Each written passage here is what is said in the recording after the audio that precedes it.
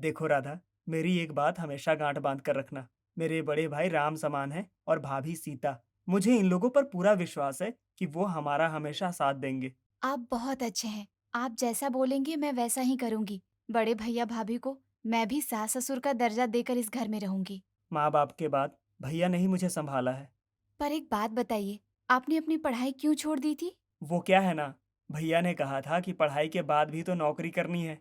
तो अच्छा है कि इस समय से नौकरी ही करना शुरू कर दूं। धीरे धीरे तरक्की ही होगी। हाँ, लेकिन पढ़ लेते तो शायद। भैया के डिसीजन पर कभी कोई शक मत करना। राधा और मोहन की शादी को अभी कई साल हो जाते हैं। दोनों को एक बेटा था जिसका नाम सिद्धार्थ होता है। अरे राधा सुन रही है? ये देख, सिद्धार्थ तो पूरा घर गंदा कर रहा है। पता नहीं कहाँ से पैरों में मिट्टी लेकर आया है। पूरे घर में मिट्टी मिट्टी फैला दी। आजा पोछा लगा दे जल्दी।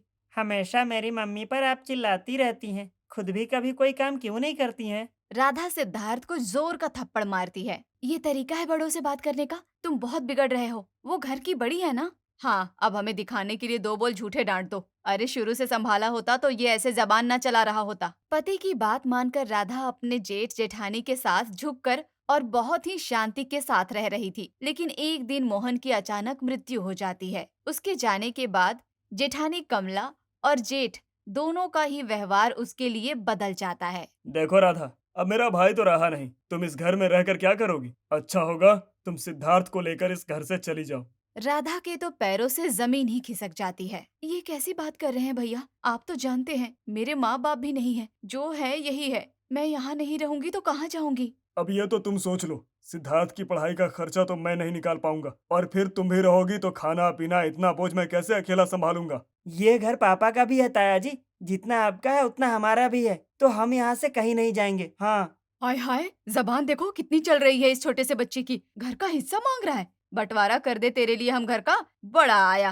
फिर कमला अपने पति से कहती है, जरा अंदर आइए, आपसे बात करनी है। जेठानी अंदर कमरे में चली जाती है और बाहर राधा खड़ी होकर रो रही होती है कि तभी जेठ का बेटा आ जाता है। अरे चाची, क्या हुआ? हमेशा रोती रहती हो। घर में मनहूसियत क्यों फैला रही हो? वैसे भी मैंने सुना था कि आप लोग तो अभी घर छोड़कर जा रहे हो ना। हम कहीं नहीं जा रहे हैं। हमारा भी घर है और हम क्यों जाएं यहाँ से? आय हाय, घर! और जो हमने तुम लोगों पर एहसान किया उसका क्या? कैसा एहसान? क्या किया है तुम लोगों ने हमारे ऊपर ऐसा एहसान? मैं भी तो सुनूं जरा। तुम लोगों का खाना पीना, तेरी पढ़ाई लिखाई। आज कॉलेज में तो ऐसे ही नहीं ना आ गए तुम। मेरे पापा को गए अभी थोड़ा वक्त नहीं हुआ कि तुमने अपना रंग दिखाना शुरू कर दिया। चुप करो सिद्धार्थ, कितनी बार बोला, इनसे जुबान लड़ाना ठीक नहीं। रोहन बेटा, जाओ यहाँ से। मैं क्यों जाऊं? ये मेरा घर है। बड़ी आई, जाओ यहाँ से।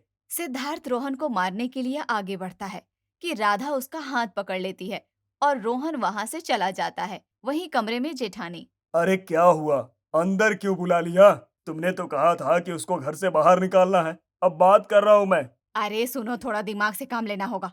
देखो वो सिद्धार्थ कैसे बंटवारे की बात करता है। उसके बेटे ने कल को हिस्सा मांग लिया तो इतनी बड़ी कोठी आधी हो जाएगी। और वैसे भी घर का काम तो मुझसे होता ही नहीं। एक काम करते हैं, नौकरानी की तरह उसको घर पे ही रख लेते हैं। ठीक है, तुम जैसा बोलो। तो मैं मना कर दूं जाने से? हाँ, अब इसके साथ में मैं जैसा बोलूं आपको वैसा ही व्यवहार करना है। आखिर हमारे बच्चे भी बड़े हो रहे हैं। परिवार बढ़ेगा तो बड़ा घर चाहिए। इसको घर से निकाला तो समाज बिरादरी के लोग लेकर आ जाएगी। जेठ बाहर आता है और राधा से कहता है। देखो, तुम्हारी जेठानी का दिल बहुत बड़ा है। वो एक बहुत अच्छी औरत है। उसको तुम्हारा दुख नहीं देखा गया, और इसलिए उसने तुम्हें घर से बाहर निकालने से मना कर दिया। राधा सिद्धार्थ की तरफ देखती है। देख राधा, तू मेरी देवरानी है। पद में और उम्र में दोनों में ही तू मुझसे छोटी है। जी दीदी, ये बात तो मैं जानती हूँ। मैंने कभी आपकी बात को टाला नहीं है। और आगे भी टालना मत। जाओ जाकर रसोई में काम करो। दिन के खाने की तैयारी करो और भूल जाओ जो भी मैंने तुमको बोला। जेठानी राधा को घर के काम पर लगा देती है। लेकिन रोहन की बात सिद्धार्थ को चुभ जाती है। वो सोच लेता है कि वो अब फैमिली बिजनेस में पिता की जगह काम करेगा। मुझे आपके साथ बिजनेस में चलना है। पापा जो काम करते थे वो मैं संभालूंगा। जेठ कुछ बोलते उससे पहले जेठानी बोल पड़ती है। हाँ हाँ, संभाल लेना। कौन सा बिजनेस भागा जा रहा है? पहले अपनी पढ़ाई तो पूरी कर ले। वो मैं साथ में करता रहूंगा, लेकिन हमें भी पैसों की जरूरत होगी। हम किसी पर बोझ नहीं बनना चाहते हैं। बनना क्यों नहीं चाहते हो? बन गए हो बोझ। बिजनेस में मेरा हाथ बटाने में किसी की जरूरत नहीं है मुझे। बिजनेस तो रोहन ही संभालेगा। वैसे भी तेरे से बड़ा है वो। बिजनेस में मेरा भी तो हक है। रोहन अकेला कैसे देख लेगा? बहुत देख रहा हूँ मैं। बड़ा तुझे हक चाहिए। अरे नहीं देता क्या कर लेगा तू? हाँ, एक फुट्टी कौड़ी नहीं दूंगा मैं। ऐसे कैसे नहीं देंगे आप? मेरा हक बनता है। आप नहीं देंगे तो मैं कानून से ले लूंगा। तभी वहाँ रोहन आ जाता है। ज्यादा मत बोल, वरना हाथ पकड़ के दोनों माँ बेटे को ना घर से बाहर निकाल दूंगा। अरे रोहन, कैसी बातें कर रहा है? जरा भी शर्म नहीं है तुझे? चल अंदर जा। अरे राधा, जरा सिद्धार्थ को अंदर लेकर जाओ। राधा सिद्धार्थ को समझाती है और कमरे में ले जाती है। इस लड़के का कुछ करना पड़ेगा, वरना ये तो सब कुछ बर्बाद कर देगा। कैसे हक की और अब कानून की बातें कर रहा है। तुम बोलो तो उसको पढ़ाई के बहाने किसी और शहर में भेज दूं? हाँ, ये ठीक रहेगा। इस माँ बेटे की जोड़ी को अलग करेंगे तभी सही है, वरना दोनों मिलकर हमें बेच खाएंगे। ये चला गया तो उसे तो मैं अपने कब्जे में कर लूंगी। प्लान के मुताबिक किसी तरीके से जेठानी राधा से सिद्धार्थ को किसी और शहर में पढ़ने के लिए भेजने के लिए राजी करवा लेती है। पर माँ, मैं चला गया तो तू कैसे रहेगी? तेरा कौन ख्याल रखेगा? तेरे पिताजी को पढ़ने का मौका नहीं मिला था, तुझे ये लोग पढ़ा रहे हैं, यही बड़ी बात है मेरे लिए। जा बेटा जा, अच्छे से दिल लगाकर पढ़ाई करना। मेरी चिंता मत करना, मैं ठीक हूँ। सिद्धार्थ को पढ़ाई के लिए दूसरे शहर में भेजने के बाद देख राधा, अब तेरे बेटी की पढ़ाई में बहुत खर्चा हो रहा है। झाड़ू पोछा वाली को हटाना होगा। तू सारा काम कर लेगी तो बता, नहीं तो बोल मैं सिद्धार्थ को वापस बुला लूं। अरे नहीं नहीं, आप उसको पढ़ने दीजिए, मैं घर के सारे काम कर लूंगी। अब क्या था, राधा सुबह से लेकर शाम तक काम करती है। खासकर छोटे से छोटा काम राधा के हिस्से होता। चाची, जरा एक गिलास पानी पकड़ा दो। काफी देर तक जब रोहन को पानी नहीं मिलता है तो वो जोर जोर से चिल्लाने लगता है। अरे क्या जरूरत थी घर की नौकरानी को हटाने की? कब से पानी मांगा है लेकिन पानी नहीं मिल रहा है मुझे। क्या बात है राधा, रोहन को पानी का ग्लास क्यों नहीं दे रही हो? बस दीदी, रोटियां बना रही हूँ, रोटी जल जाती इसलिए बस 2 मिनट में देती हूँ। हर 2 मिनट में? भले मैं प्यास से मर जाऊं, लेकिन आपकी रोटियां जरूरी है क्या? राधा रोहन को पानी देती है कि तभी वहाँ जेठ आ जाते हैं। आज कुछ मेहमान फैक्ट्री में आ रहे हैं, उनका भी खाना पैक कर देना। मैं भी वही उन लोगों के साथ खाऊंगा। ध्यान रखना, खाना अच्छे से बनाना, बड़े लोग हैं। हाँ हाँ, क्यों नहीं। अभी 3 तरह की सब्जी, पुलाव, रोटी, पूड़ी सब बनवा कर भेजती हूँ। वैसे कितने लोगों का खाना बनवाना है? 10 लोगों का खाना भिजवा देना ड्राइवर के हाथ से। वो क्या है ना कि मुझे जल्दी निकलना है। और मेरे दूध का गिलास भी दे दो, मैं कार में ही पी लूंगा। बस, फिर क्या था। राधा लग जाती है दिन में मेहमानों का खाना बनाने के लिए। रात में सारा काम करके रसोई बंद करके जैसे ही वो खुद खाना खाने बैठती है, तब हे भगवान, सारा खाना खत्म, अब मैं क्या खाऊं? राधा फ्रिज खोलती है तो उसमें कुछ फल रखे होते हैं। एक काम करती हूँ, यही खाकर सो जाती हूँ, सुबह जल्दी उठना है। राधा फल खा ही रही थी कि तभी उसकी जेठानी की नजर उस पर पड़ जाती है। वाह, क्या बात है, फल फूल खाया जा रहा है। रेट पता है इसके जो खा रही हो? बाजार से इतना महंगा लाकर तेरे खाने के लिए नहीं रखा है। दीदी, वो खाना खत्म हो गया था तो फिर महंगे फल खाने बैठ गई। बना ले 2 रोटियां, सेकने में कितना टाइम लगता है। लेकिन नहीं, तू तो एक नंबर की लालची है, लालची। राधा खाना बीच में ही छोड़कर वहां से चली जाती है। कमरे में जाकर पति की फोटो हाथ में लेकर रोने लग जाती है। ये आपने क्या किया? क्यों अपने जीते जी हम लोगों के लिए अलग रहने का इंतजाम नहीं कराया? देखिए, मेरे हाथ काम करके कैसे हो गए हैं। इस घर में तो अब मेरी हैसियत सिर्फ एक नौकरानी बनकर रह गई है। आपने मुझे कहा था ना कि आपको आपके भाई भाभी पर बहुत भरोसा है। ये बोलकर राधा जोर जोर से रोने लगती है। उसके आंसू पति के फोटो में गिरती है कि तभी सिद्धार्थ का फोन आ जाता है। कैसी हो माँ? मुझे तेरी आज बहुत याद आ रही थी तो मैंने फोन किया। तू ठीक है ना माँ? काम वाम तो नहीं करती है ना? अरे नहीं नहीं, मैं और काम क्यों काम करूंगी? यहाँ तो नौकर चाकर है, तो मैं क्यों?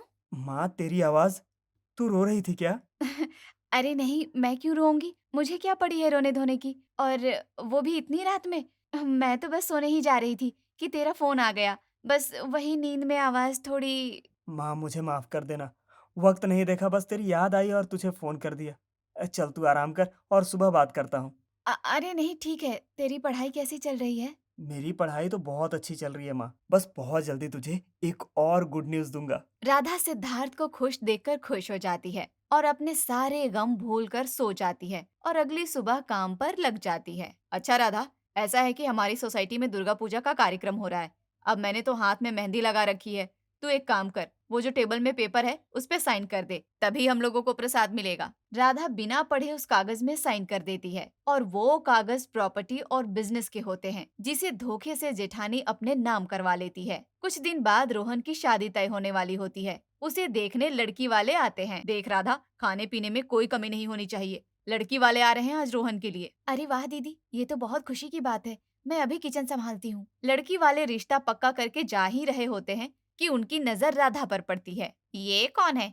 बड़ी सुंदर है। हाँ, ये हमारे घर की नौकरानी है। राधा को ये सुनकर गुस्सा आ जाता है। राधा पहली बार उन लोगों के सामने अपनी जेठानी पर चिल्लाती है। मैं इस घर की नौकरानी नहीं बल्कि इनकी देवरानी हूँ। दीदी, आपसे ये उम्मीद नहीं थी। मैं तो रोहन को अपनी बेटी की शादी तय हो रही है ये सोचकर घर का काम कर रही थी, लेकिन आपने तो मुझे नौकरानी बना दिया। बहुत ज्यादा नहीं बोल रही हो तुम? मैं ज्यादा नहीं बोल रही हूँ। इन लोगों को भी तो पता चले कि जिस घर में ये अपनी बेटी दे रहे हैं उन लोगों की सोच ऐसी है। क्या बोल रही है ये?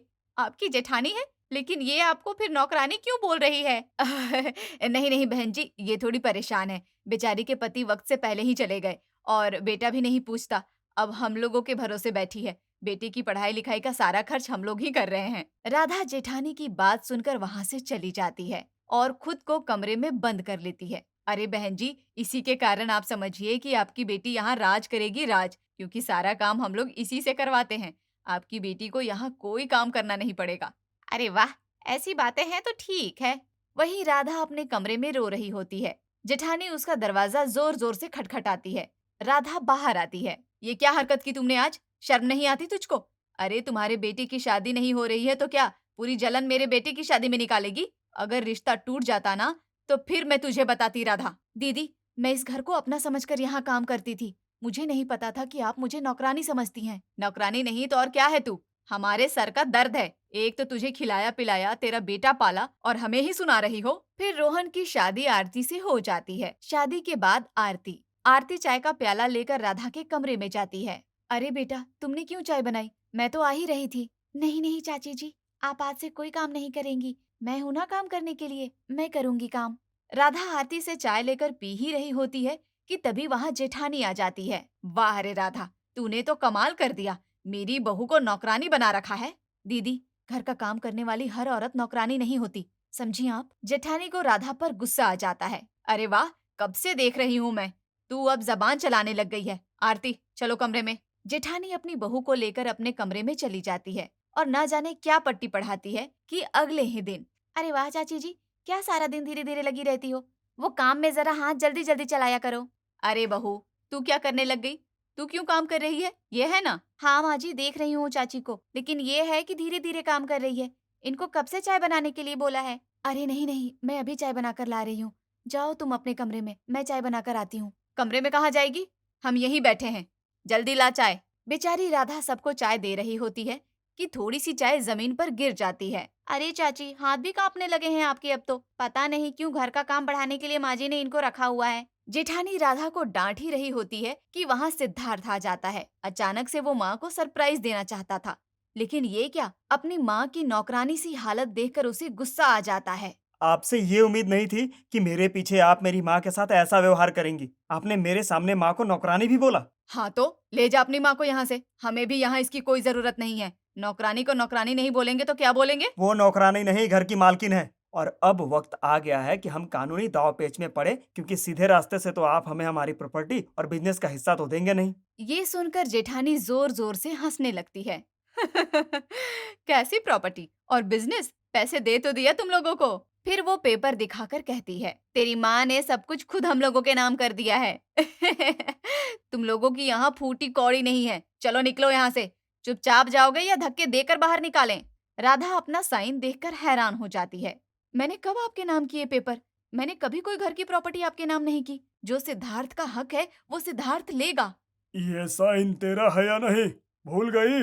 लेकिन ये तो दुर्गा पूजा के पेपर्स थे। जेठानी फिर हंसने लगती है। देखा, कैसे सब कुछ मैंने अपने नाम कर लिया। अब तुम्हारा यहाँ पर कुछ भी नहीं है। चलो निकलो यहाँ से। ये सुनकर राधा जोर जोर से रोने लगती है, लेकिन सिद्धार्थ अपनी माँ को लेकर वहां से चला जाता है। माँ, ये घर अब हम लोगों का है। मेरी बहुत अच्छी नौकरी लगी है और ये घर, गाड़ी और नौकर-चाकर सब कुछ ऑफिस की तरफ से ही मिला है। और हम लोगों का घर और बिजनेस।